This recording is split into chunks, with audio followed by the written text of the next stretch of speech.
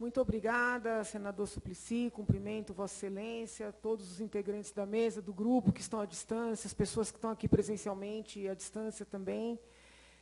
Nós temos trabalhado muito em torno dessas questões. É um problema complexo, né, eu venho dizendo isso. Entendo o sofrimento do doutor, as indignações, mas eu acho que é importante também, doutor, a gente tomar alguns cuidados com generalizações. Vou dar um exemplo. Nós tivemos, nesse mês de julho, recesso aqui da Câmara, 2 reuniões foram realizadas na Assembleia, e, ao lado dessas reuniões, eu faço visitas. Tá?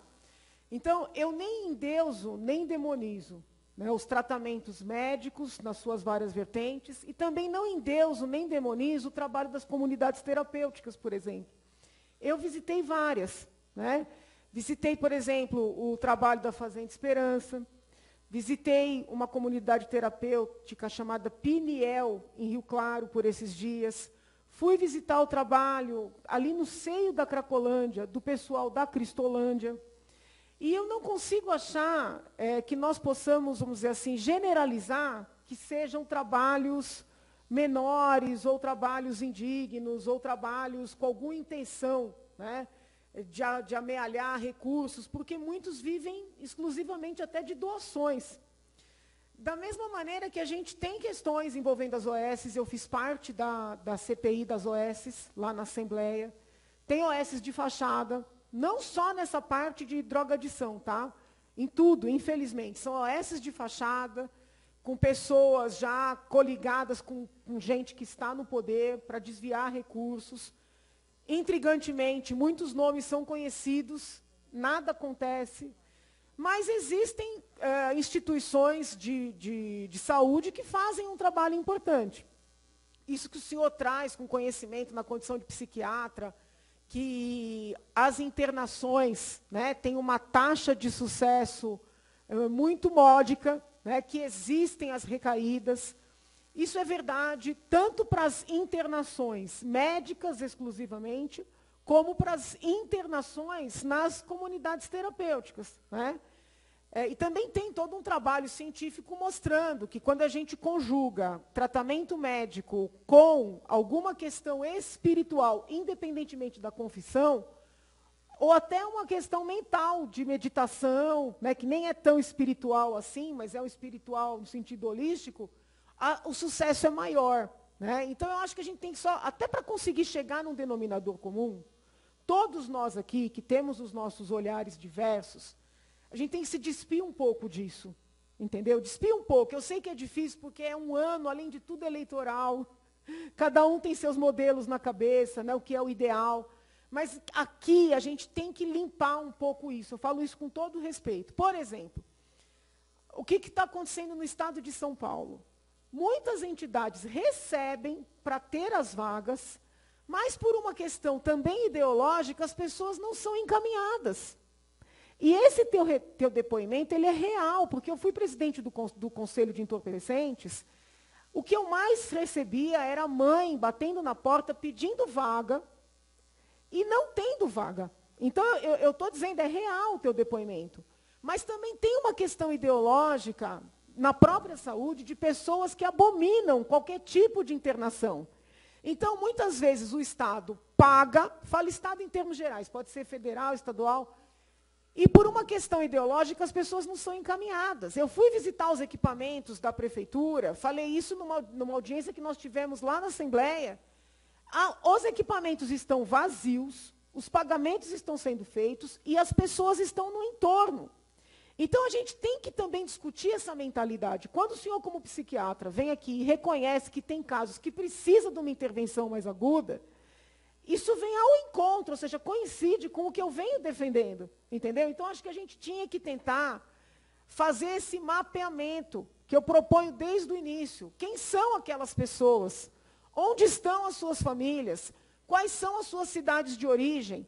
Só que quando a gente levanta essas perguntas para tentar reconectar essas pessoas com as suas famílias, com os seus locais de origem, a gente é acusado de higienismo, porque quer tirar as pessoas dali.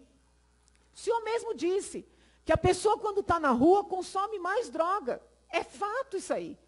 Então, a gente tem que fazer um trabalho conjunto, o mais despido de ideologia possível, para que aquelas pessoas sejam retiradas dali, para o bem das próprias pessoas que ali estão, e o testemunho na Cristolândia foi legal para caramba, eu acho que vale a pena visitar, porque são muitas pessoas que saem, se encaminham e não voltam. Então, a gente tem que abrir essa porta para essas pessoas, para suas famílias, que o senhor sabe, por força do crime organizado, não podem entrar para procurar os parentes. O familiar que vai ali para tentar procurar um filho perdido, um parente perdido para as drogas, não tem autorização para entrar. Né? É muito grave isso aí. E para as pessoas que residem e trabalham na região, o senhor é uma dessas pessoas.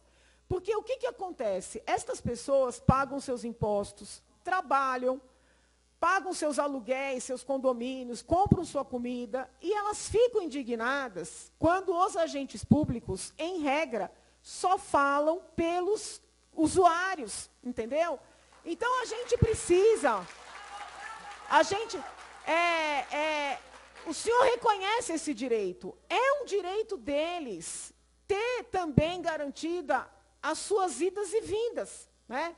Os filhos irem para a escola, né? As crianças menores, entendeu? Os idosos, que o senhor mesmo falou, o senhor não é assaltado porque eles respeitam o seu trabalho. E eu acho isso louvável.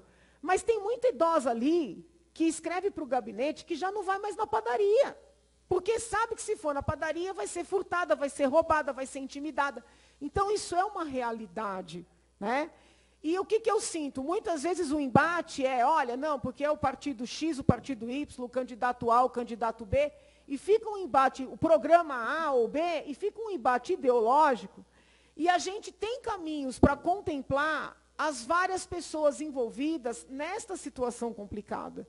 Né? Então, por exemplo, quando o Flávio, que muito bem fez a apresentação aqui, ele trouxe o início dos nossos trabalhos, que foi uma situação de uma violência policial contra uma senhora, e o senhor relata outra agora.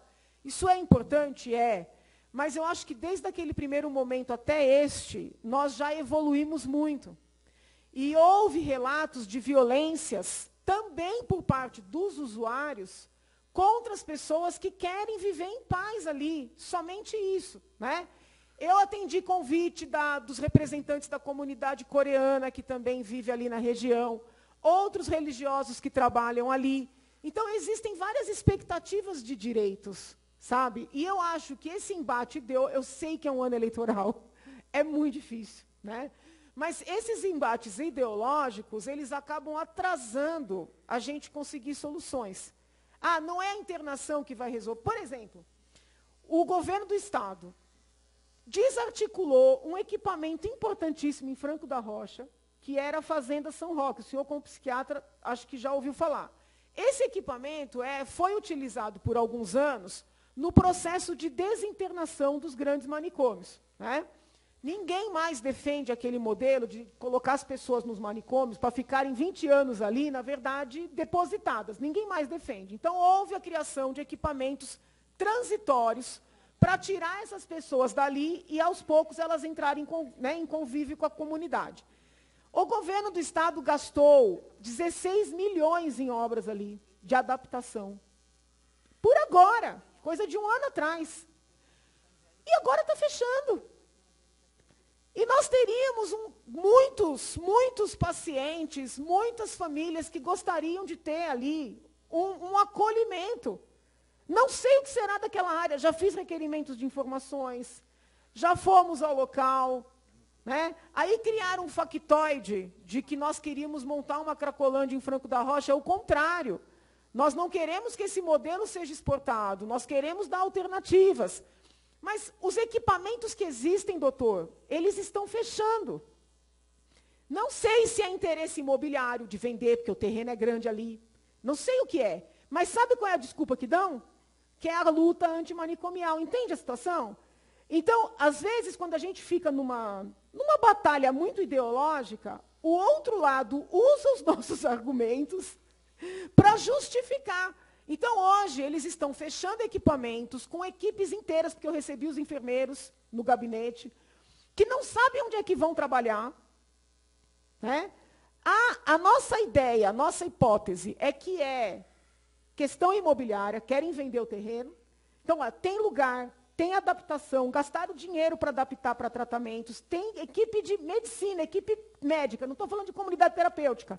Está todo mundo ocioso, tudo sendo fechado, com um monte de gente no estado inteiro precisando de tratamento. Porque eu não fico só na capital, muito embora a capital seja muito importante. Eu fui para Santos, a situação é a mesma, Rio Claro, a situação é a mesma, sabe?